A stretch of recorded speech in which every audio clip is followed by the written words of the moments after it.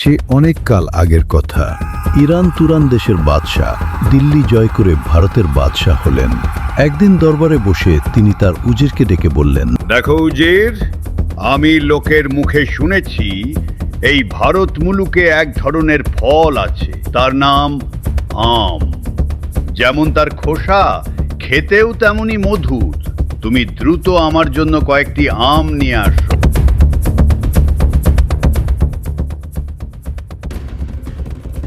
জাহাপনা, গোস্তাকি মাফ করবেন, এটা শীতকাল, এখন আম পাওয়া যায় না।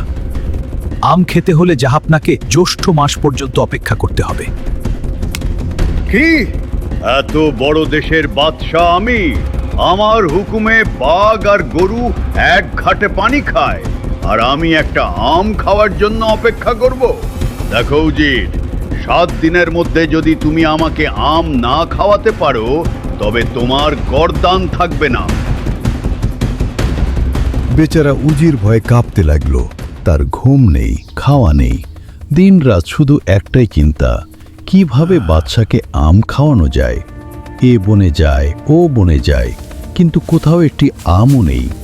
সময় পেরিয়ে যায়, কিন্তু হাকিম নড়ে তো হুকুম নড়ে না। মাঝে মাঝে আম গাছ থেকে একটা শুকনো পাতা ঝরে পড়ে উজিরকে উপহাস করতে থাকে। এই অসময়ে আম কোথায় পাবে সে? হঠাৎ একদিন মাথায় একটি বুদ্ধি এলো।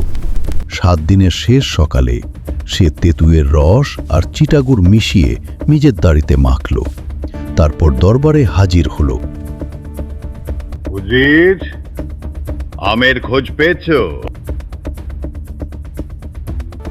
জাহাপনা, গোস্তাকি মাফ করবেন, এই সময় আমি আপনাকে আসল আম খাওয়াতে পারবো না, কিন্তু আমের স্বাদ আপনাকে অনুভব করাতে পারি।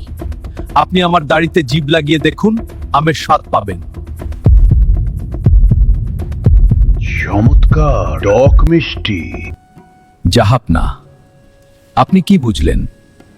আমি বুঝলাম আমের স্বাদ টক মিষ্টি আর একটু আঁশযুক্ত। জাহাপনা, আপনি ঠিকই অনুভব করেছেনটা। সেদিন উজিরের গর্দান রক্ষা পেল।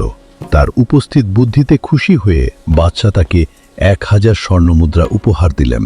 এই গল্প আমাদের শেখায়, বুদ্ধি আর উপস্থিত জ্ঞান অনেক সময় শক্তির থেকেও বড়। কঠিন পরিস্থিতিতেও যে মানুষ শান্ত মাথায় চিন্তা করতে পারে, সেই শেষ পর্যন্ত জয়ী হয়।